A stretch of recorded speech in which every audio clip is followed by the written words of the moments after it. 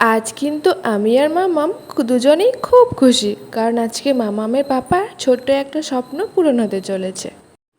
ছেলেদের কিন্তু গাড়ি আর বাইকের বরাবরই শখ থাকে, ঠিক তেমনি আমার হাজব্যান্ডেরও বাইকের খুব শখ।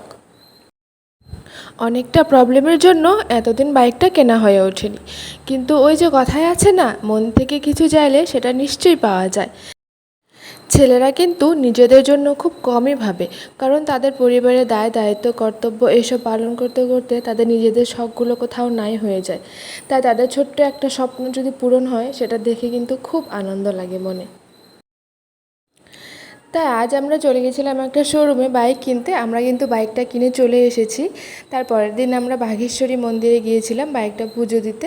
তো আমার এই মিনি ব্লগটা তোমাদের কেমন লাগলো? যদি ভালো লেগে থাকে তবে আমার চ্যানেলটা অবশ্যই সাবস্ক্রাইব করে দিও। আর হ্যাঁ, আজকে কিন্তু বিশ্বকর্মা পুজো, তো সবাইকে জানাই বিশ্বকর্মা পুজো অনেক অনেক শুভেচ্ছা।